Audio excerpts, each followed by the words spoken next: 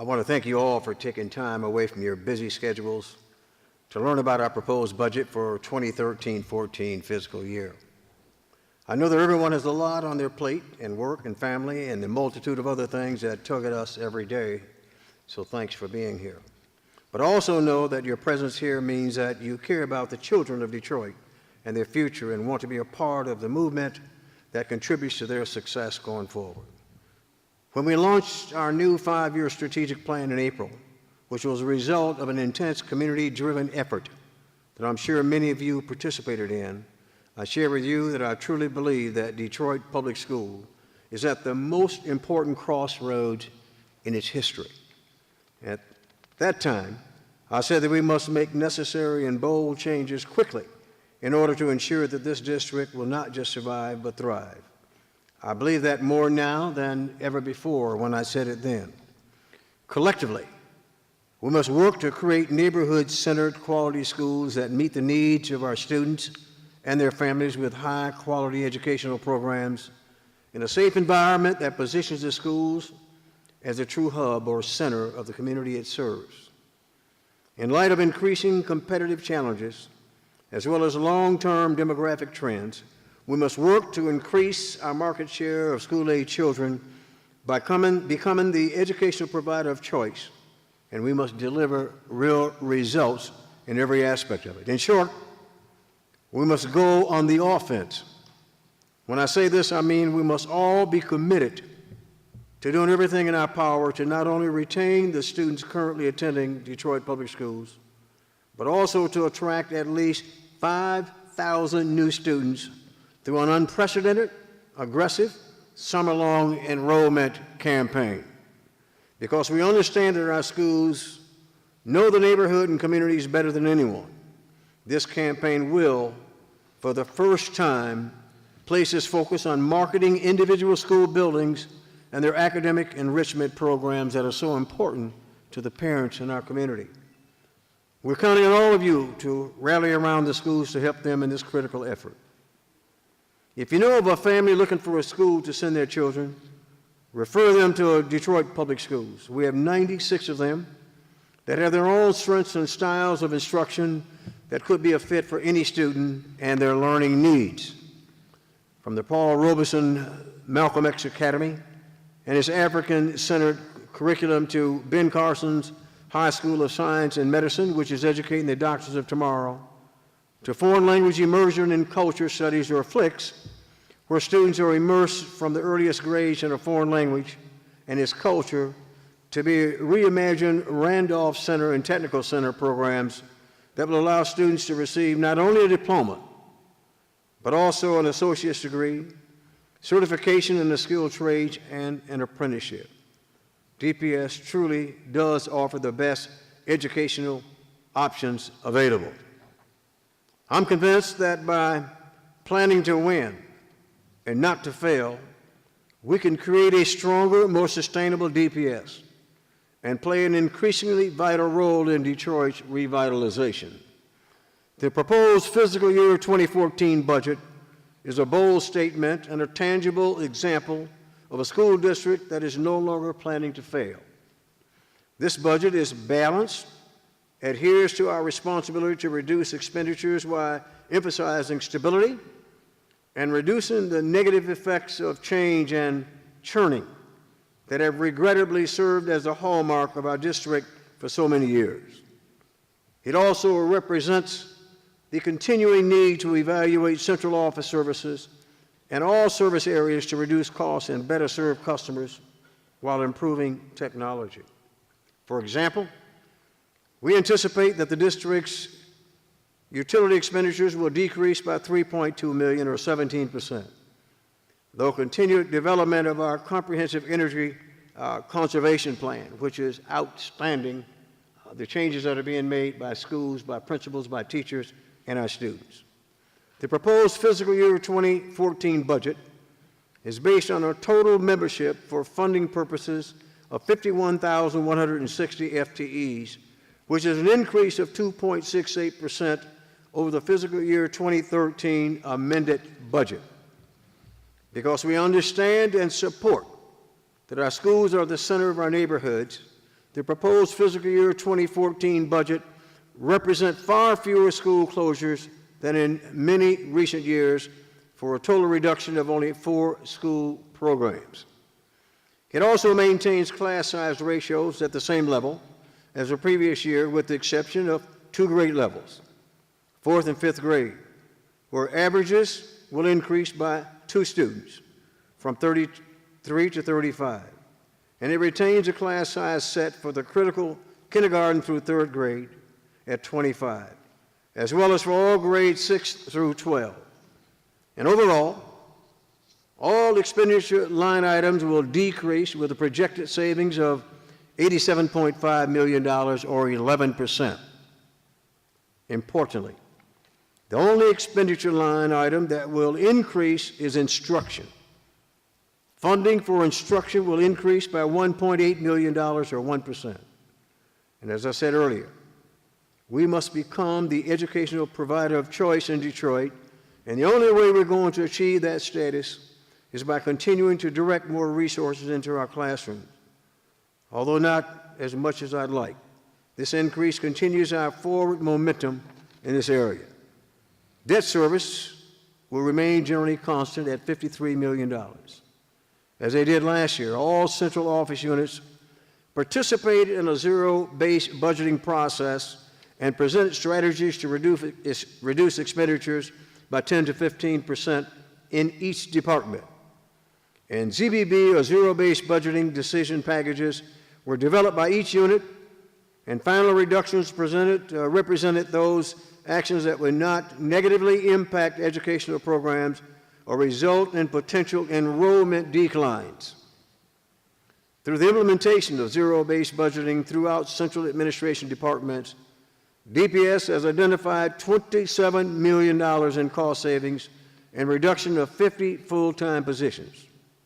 Additionally, the school district net savings from an employee severance program currently in effect are estimated at $12.9 million this year.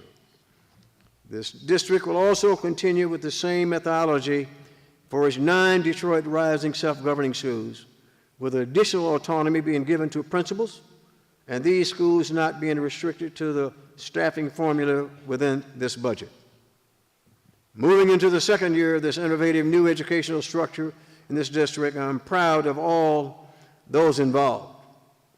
Change is not easy, but when it results in positive outcomes, it makes the pain and discomfort worth the effort. I can tell you that there were definitely lessons learned that will make these schools and their lessons stronger moving forward.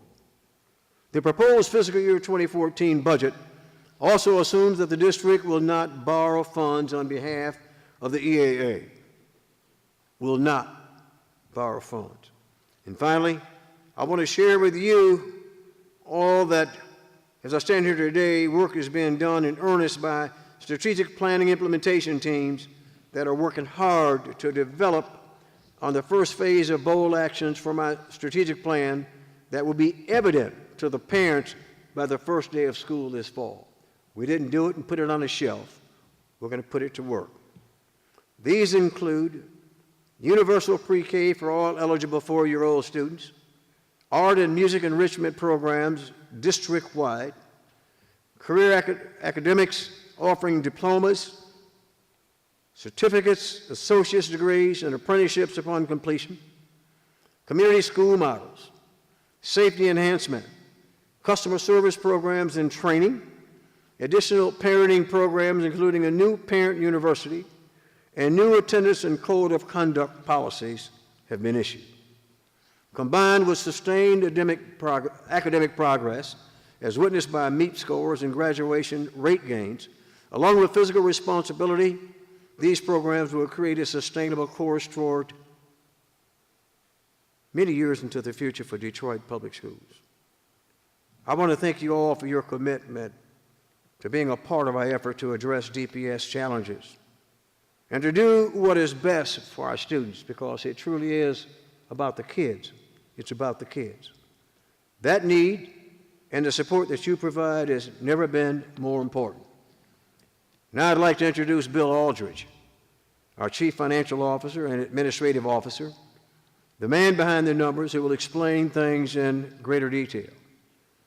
And Bill, on a personal level, I can't thank you and your team enough for all of the hard work that's gone into preparing this proposed budget. I know that there were countless evenings, weekends, and I'm sure quite a few sleepless nights ensuring that we would meet our obligations. Ms. Brown, thank you also. Bill, at this point.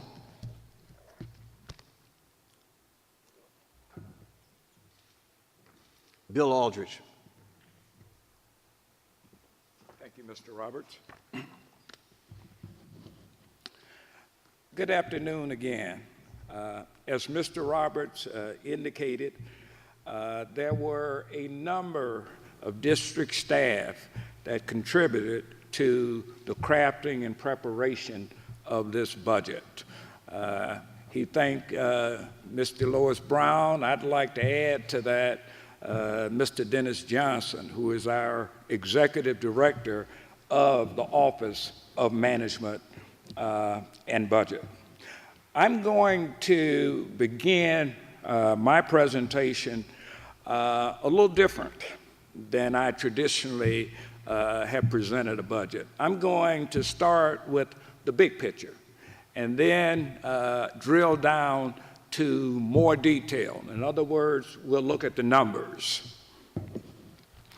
First of all, in order for the district to move forward, as Mr. Roberts indicated, we need to be on the offense, not the defense. DPS simply does not have a monopoly on K-12 education. It's a very competitive environment. In order to position the district to compete in that environment, there are a number of critical activities that must be conducted in a fairly short period of time. The district is committed to accomplishing those activities. Mr. Roberts also mentioned our strategic plan. There were approximately 600 or more stakeholders who participated in a very comprehensive and intense process. It is that strategic plan that represented the foundation for the development of this year's budget. Again, I'm going to start with presenting the big picture, then we'll spend just a few minutes talking about the numbers. Next slide. First of all, pursuant to state law, our budget is balanced. State law requires public entities to approve a balanced budget, at least in terms of school districts, by July 1. It also requires that that budget be presented to the community that it serves and also be available for review at least 6 days before a budget hearing. We were able to adhere to those rules and regulations. And as I indicated, the fiscal year 2013-14 budget is balanced. Some of the items that I mentioned will be repeats. Mr. Roberts mentioned some of these, but I'd like to mention them again just to reemphasize the challenge that the district faces in terms of maintaining a stable financial foundation. The district's general fund, as indicated on the screen, anticipates that its resources, its revenue, will decrease by over $70 million, or approximately 9%. That means in order to balance the budget to the extent that your revenues are going to decrease, means that your expenditures also must decrease. In the case of DPS, our expenditures are projected to decrease $87.3 million, or 11%. Mr. Roberts shared with you the class size configuration. We were able, while balancing the budget, we were able to keep existing class sizes in all grades except the 4th and the 5th. And again, as was previously indicated, the average class size for those grades are anticipated to increase by 2 students. The budget, that is, also reflects the previously announced closure of 4 school programs and 6 school buildings.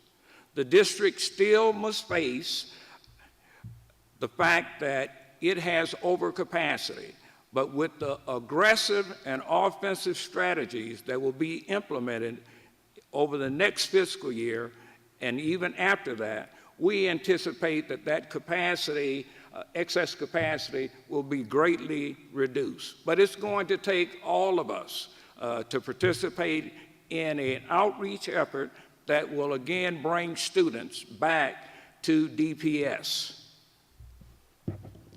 Next slide.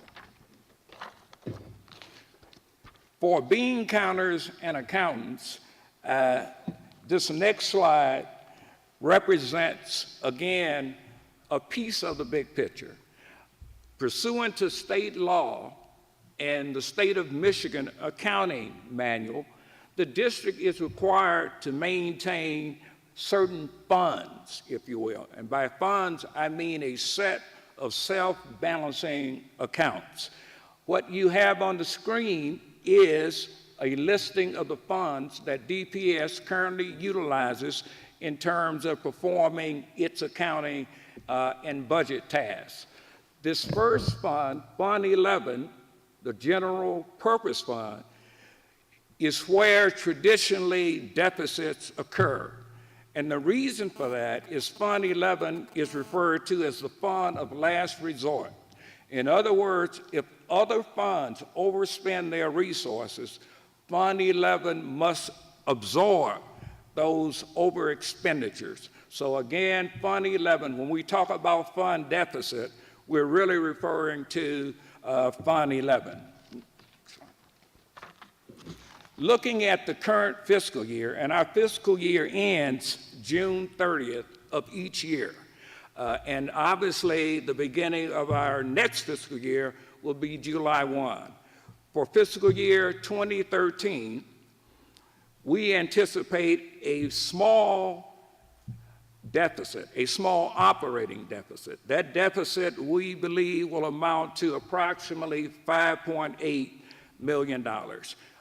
There's one primary reason for that. It's not the direction that we expected to go in this year, but we were somewhat surprised and maybe caught off guard by the fact that there was a prior year adjustment that we had to record in the amount of about $17 million. This $17 million relates to Act 18, which is an act or a revenue source that is used to fund the district's specialized services.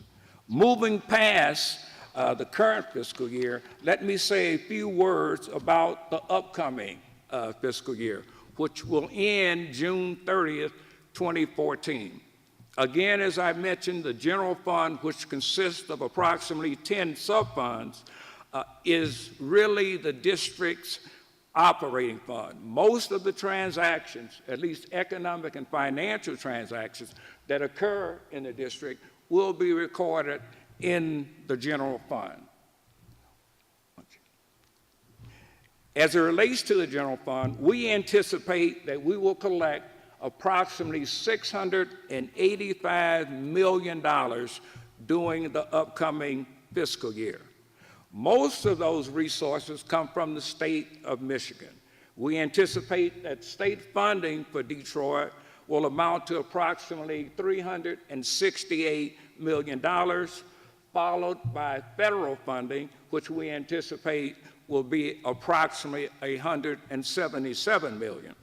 The last major categories of revenue or funds that come into the district are local funds, and the primary component of local funds is local property taxes. We anticipate that the total amount of local funds that the district will collect in the upcoming fiscal year to be slightly over $139 million.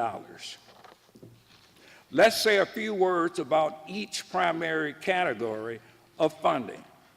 As I indicated, local funds represents the smallest major category of funding. And again, we expect to collect slightly over $139 million. Leading the list in terms of significance is property taxes. We anticipate collecting approximately $66 million in property taxes. That's a considerable decrease from previous years. Because of regional economic factors, we were very conservative in terms of projecting or budgeting property taxes. Again, property taxes for the upcoming fiscal year are expected to be approximately about $6 million less than they were for the current fiscal year. We will continue to be aggressive in our efforts to collect these taxes, but obviously, if indeed the city is undergoing significant economic pressure, being aggressive will simply not generate those dollars. We anticipate, though, that over time, those dollars not collected during the upcoming fiscal year most certainly will be collected over years to come. Special ed millage is also considered a local fund. I mentioned previously Act 18 and the prior year adjustment.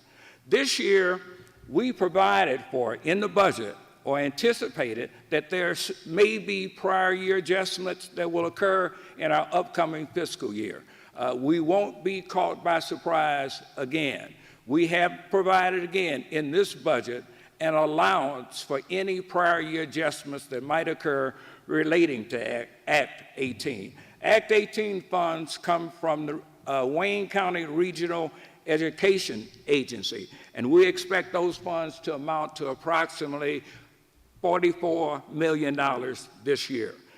The last primary category under local sources is our other local revenues. The big and most significant element of local revenues is our Medicaid reimbursement. The district provides through its specialized services special care for those students that are in need of care beyond those given to traditional students. For that, we bill the federal program Medicaid and are reimbursed, that is, a small portion of that cost. We expect that reimbursement to amount to approximately $11.8 million. Also included in the budget is revenue from the EAA, the Education Achievement Authority that Mr. Roberts spoke to earlier. While we will not be doing any borrowing for the EEA, we will collect $9.6 million in anticipated revenues from services provided to that agency, as well as rentals for the 15 schools or facilities that were transferred to the EEA last year. As it relates to state sources, again, the most dominant source of revenue, which, as I indicated before, we anticipate to amount to approximately $368 million. The largest portion of our state aid or our state funding is unrestricted state aid, and we anticipate that that will amount to a little over $259 million. And that's primarily through what we call Prop A obligations and discretionary payments. Another category of revenue that, again, we collect from the state is our other unrestricted. And that's the smallest major category. We anticipate, again, collections in terms of other unrestricted revenue to amount to approximately $16.9 million. The final major category of our state funding is state aid categorical.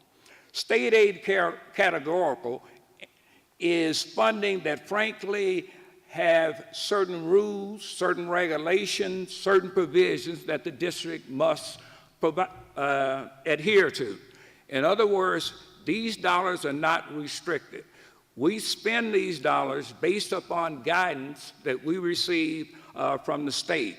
These funds are administered through our federal and state program office that's headed up by Ms. Linda Blanton, who is the executive director on the district staff. The last major categories of revenues are funds that we get from the federal government. And again, this category is the least significant of the three primary categories. We anticipate that funding to amount to, again, a little over $177 million. The largest and most significant grant or component of that funding is what we refer to as Title I.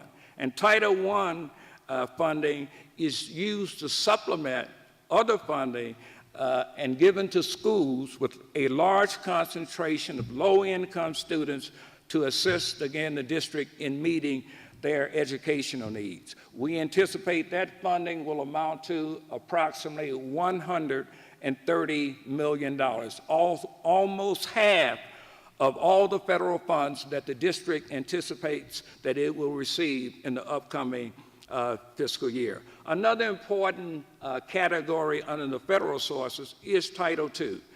We use Title II primarily for training, professional development, and other activities that the district uses or allocates to schools and departments to assist us in enhancing the skills and the ability of our teachers and educational personnel to deliver quality education to our students. We anticipate Title II funding for the upcoming year will be approximately $19.2 million. In addition to those fairly large components of federal funding, we then have grants such as IDEA, ARA, Follow That Child Grant, and various other small grants. These minor grants, while every dollar is needed in the district, I say minor from the standpoint of comparison to the other categories. Under federal revenues other, we anticipate funding to be about $28.3 million in the upcoming fiscal year.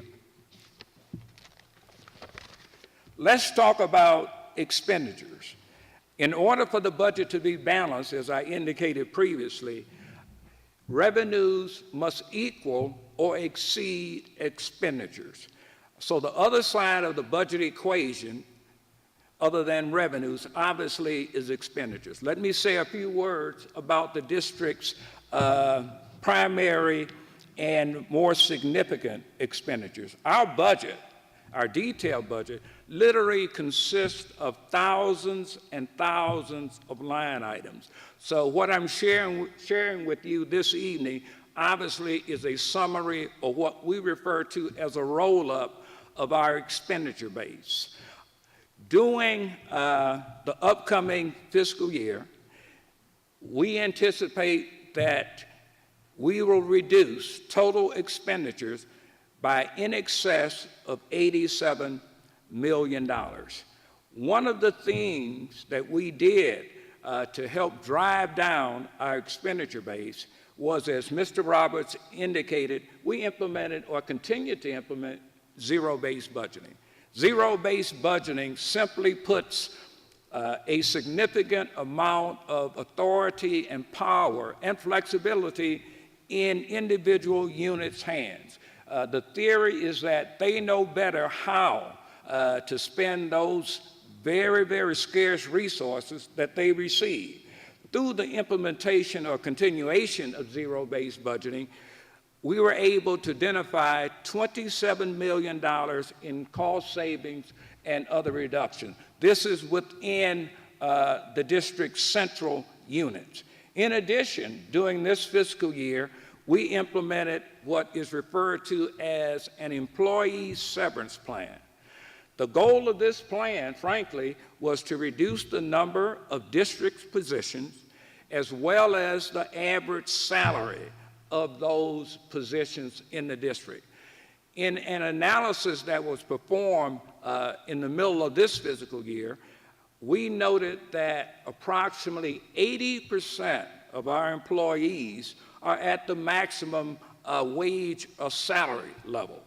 The district simply cannot afford to pay that level of wages, and therefore the strategy was developed to implement and move forward with an employee severance plan. We anticipate that the implementation of this plan will save the district approximately $12.9 million. Next slide. We previously mentioned the fact that we closed 6 school buildings, but only 4 programs.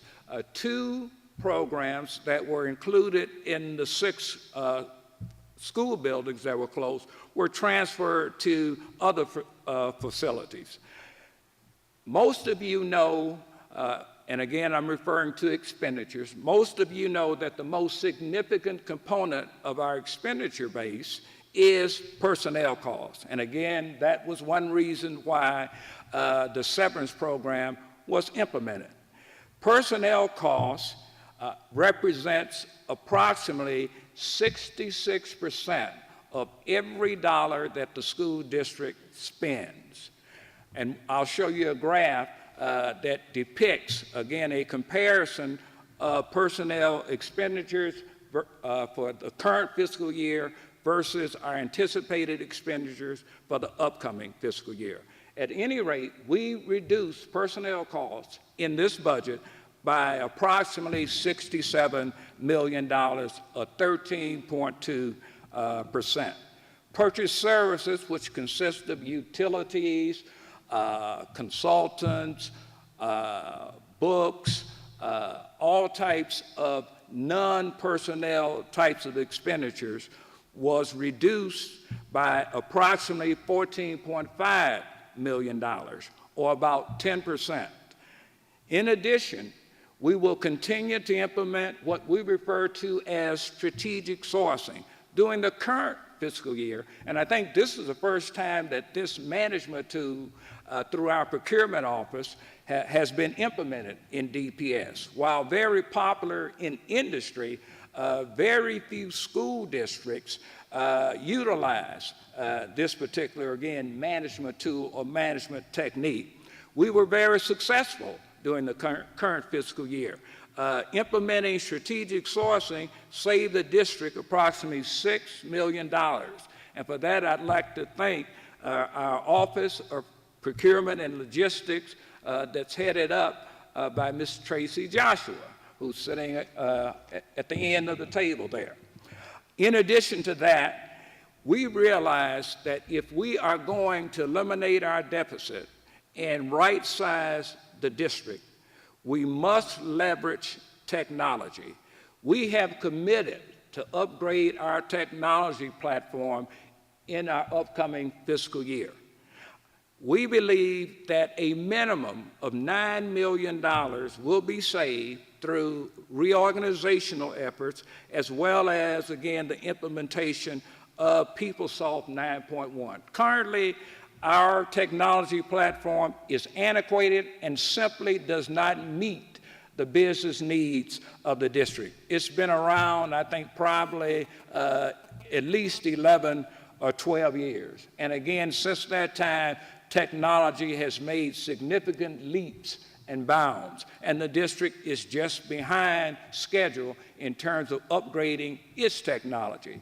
The fact that we must become more effective and more efficient Even though upgrading technology is expensive, it's not an alternative. It's something that we must do, again, if we are to be as efficient and as effective as we must be in order to prosper and survive in the K-12 space that exists here in Detroit. In terms of categories of expenditures, major categories of expenditures, there's approximately 12. I will mention just a few of these. Obviously, the most important category is instruction. Instruction leads the way in terms of having the majority of the most resources within the district allocated to it. And that should be the case because we're in the business, obviously, of providing educational services to our students. It is the only line item in our upcoming fiscal year's budget that increased. Every other single line item was decreased. And again, that is logical, it's right, and it's natural. We've got to move as many resources as we possibly can closer, either in the classroom or close to the classroom. While instruction, that is, only increased by $1.8 million, all other categories, as I previously indicated, decreased. We had to cut the budget in order to balance it. The next major category of expenditures is support services. Support services include such things as transportation.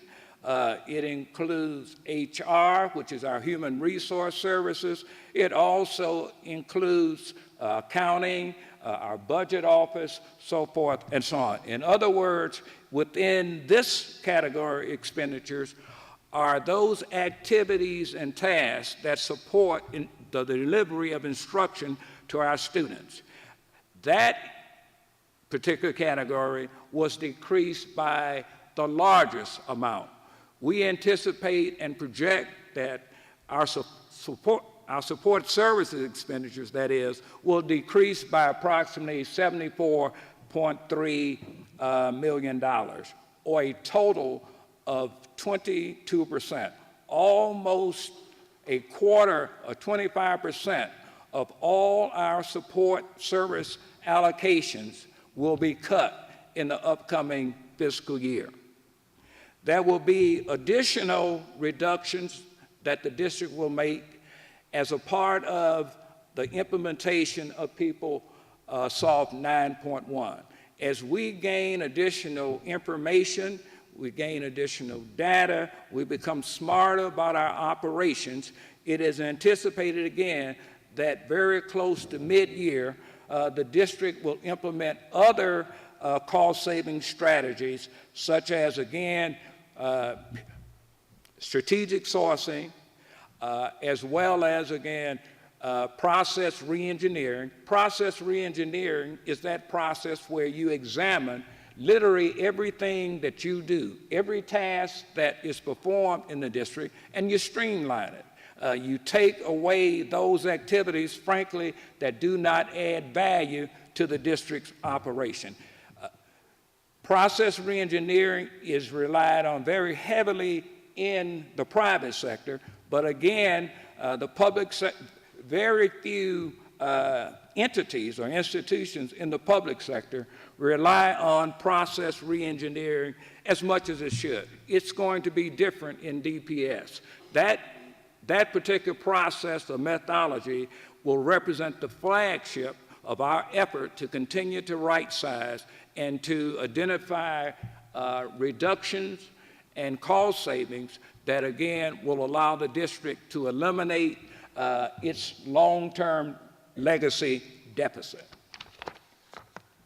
The final category, while its funding is fairly small compared to other categories, most certainly it does not say that community services, that is, are not important. However, as I indicated, every single line item except instruction had to be decreased in order to balance the budget and move towards elimination and reduction of our legacy deficit. That particular categories of expenditures is expected to decline by approximately $1.6 million. Why don't we skip ahead and we'll go to slide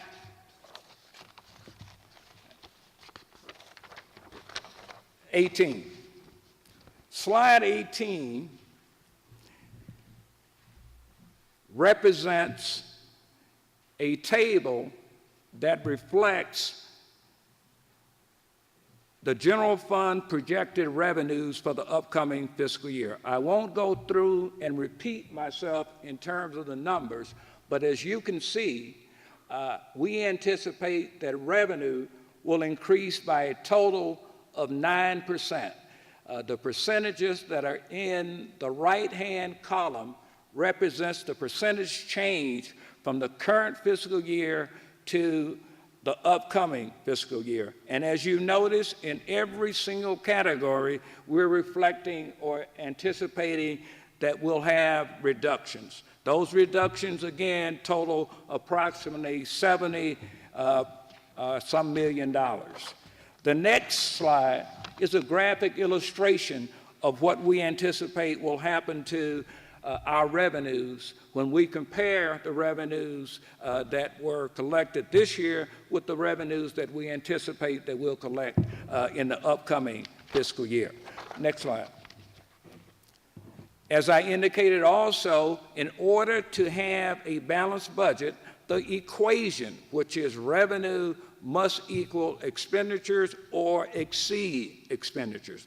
This particular graph reflects, again, the major categories, the major expenditure categories, what our budget was for the current fiscal year, what we anticipate the budget will be upon adoption for our upcoming fiscal year.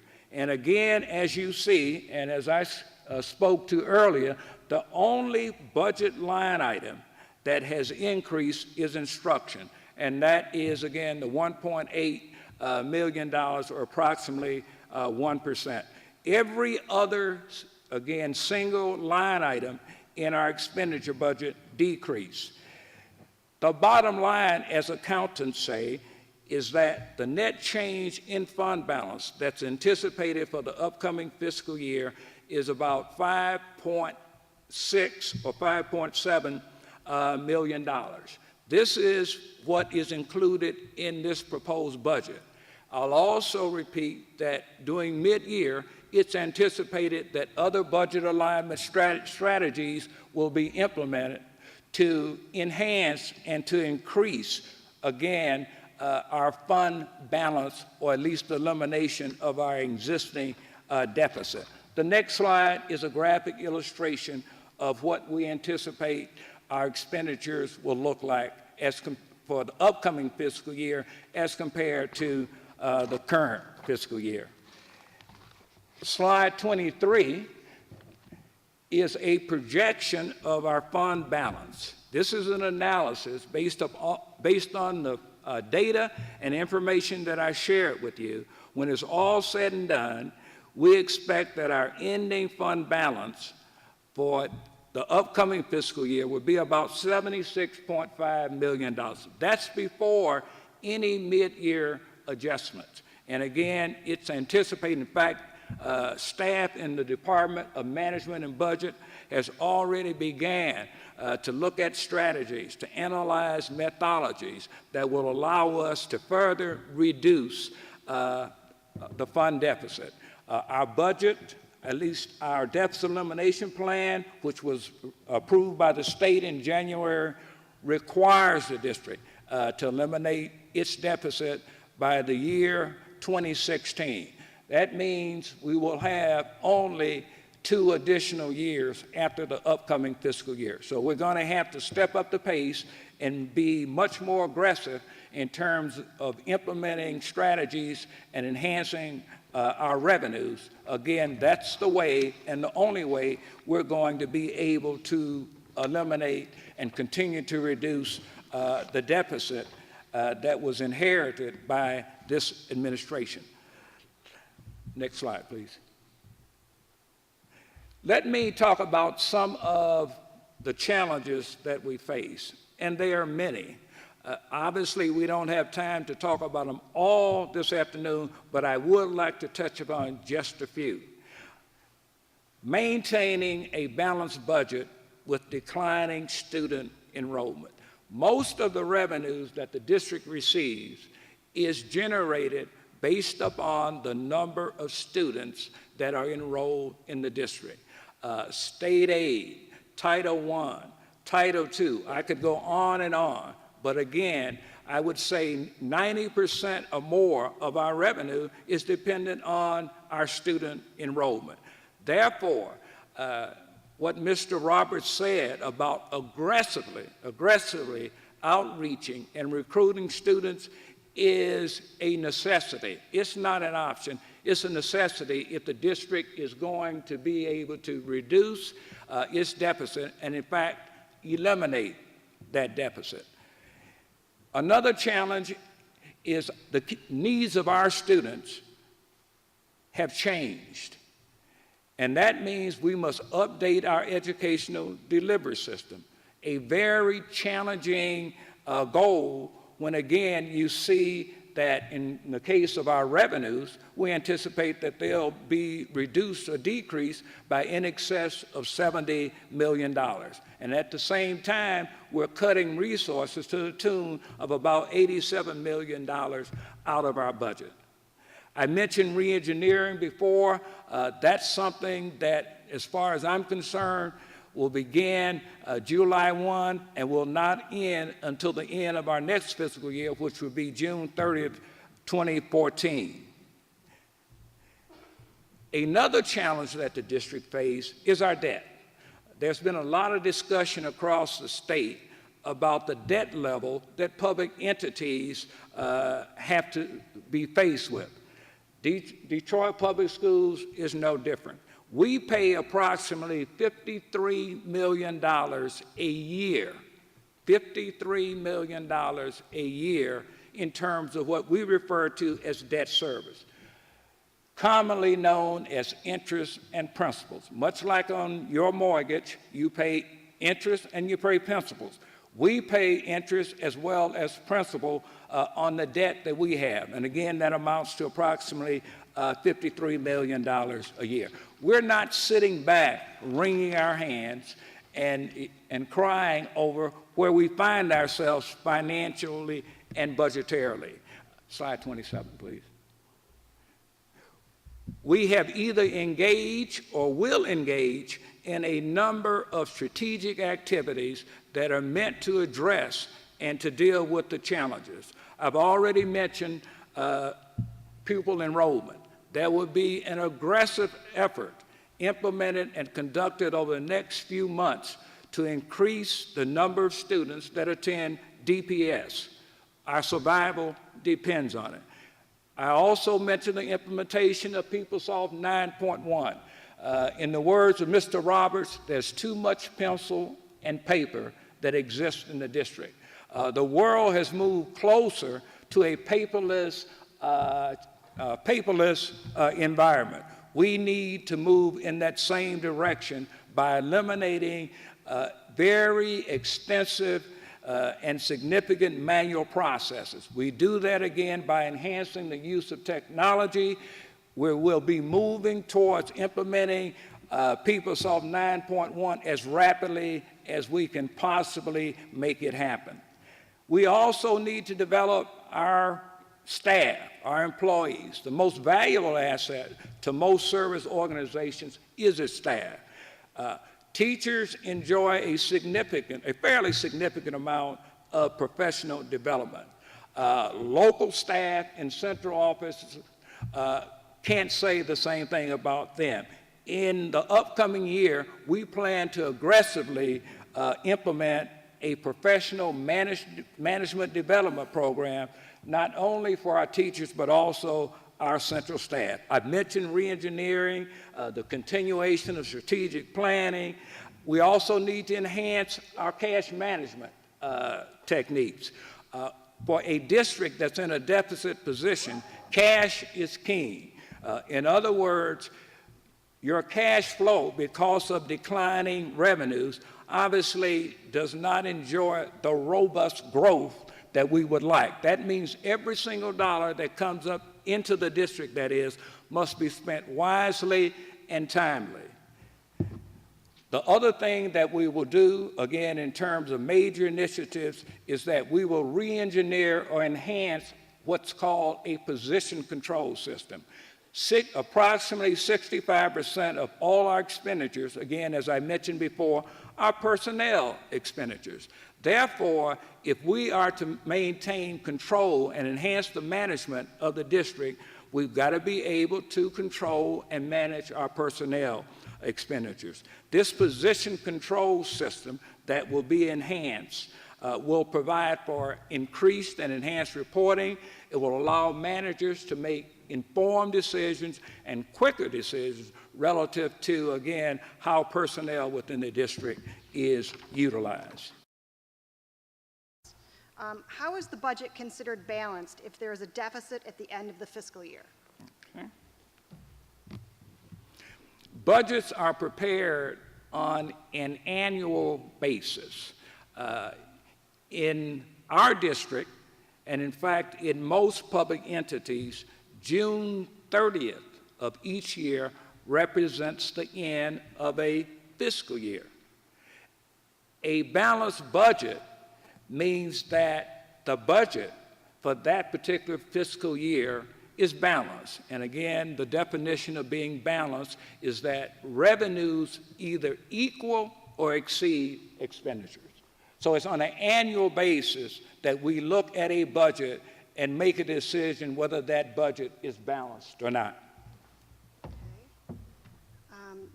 Due to the city's debt, can the emergency manager for the city of Detroit keep funds or taxes that were earmarked for Detroit Public Schools?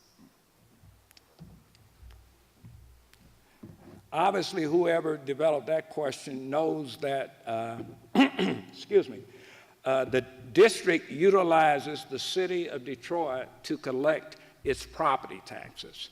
Property taxes are sent to the city. The city, in turn, transfers those taxes to the district.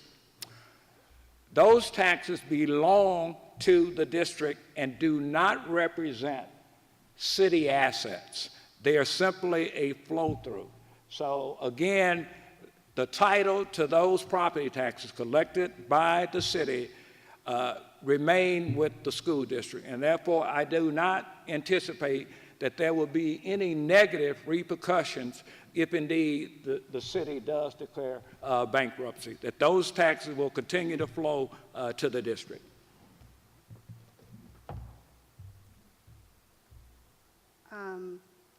What is strategic sourcing? Tracy, do you want to take that one? In your mic.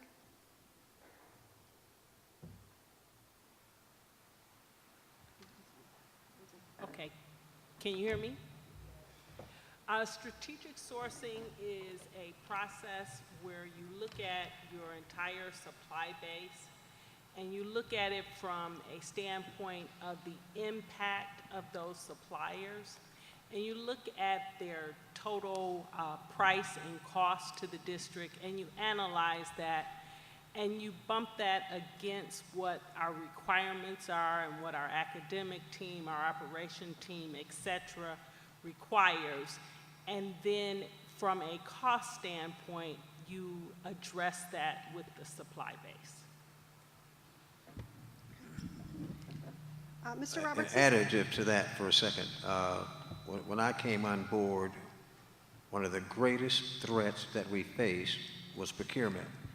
Because everybody all over the place was ordering what they thought they needed or wanted, and we've had a lot of thievery, you name it. We put a process in place, and I think it's working because everybody's mad about it.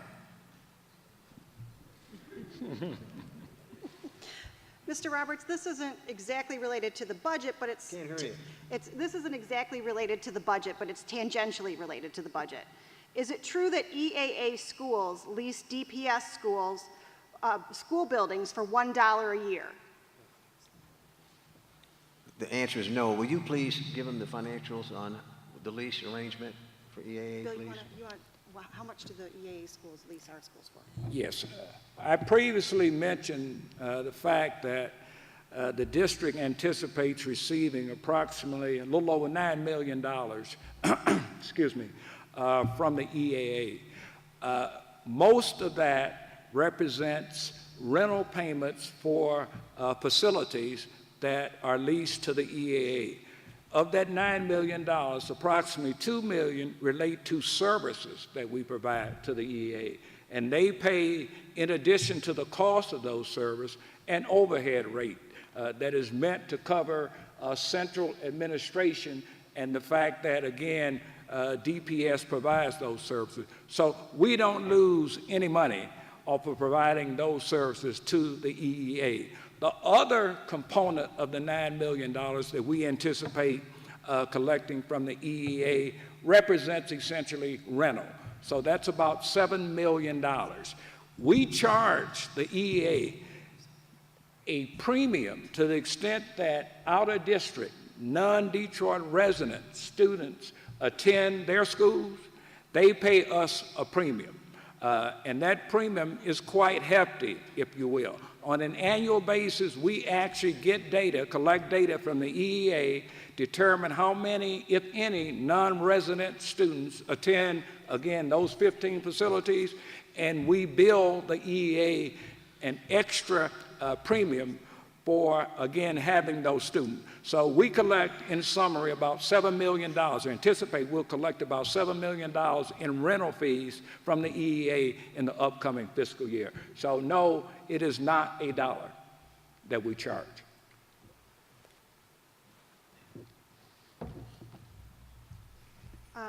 Karen, I believe this one's for you.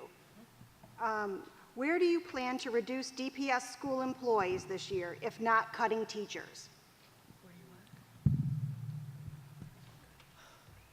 As you know, in Bill's presentation, you saw that there was an anticipated a cut of 10 to 15% across the district with respect to employees. With respect to teachers, we've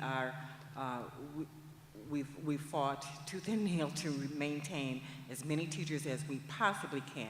There may be a natural reduction in the number of teachers due to buildings closing and school programs closing, but we're fighting very vigorously to maintain the staff levels so that we can maintain the class sizes, as you saw in the presentation, by only increasing class size by 2 students in grades 4 and 5. But as you told me, if we're successful in getting the 5,000 students, you'll probably add 130 teachers. Absolutely, Mr. Roberts. The equation is about the number of students you have and make sure you're educating them. So that's why it's so critically important that we get as many students in as possible. And again, to add on to that, again, the formula that we use to determine how many teachers a school is provided, the only change that we've made for the upcoming fiscal year, again, affects grade 4 and 5. And as Mr. Roberts indicated, this budget provides for the addition of 132 teachers. So there is no plan, and most certainly it's not included in this budget, is any decrease in the number of teachers that provide services to our students. That concludes our question and answer period with the questions that are directly related to the budget. So thank you all for coming. We appreciate the time that you took, and enjoy your evening.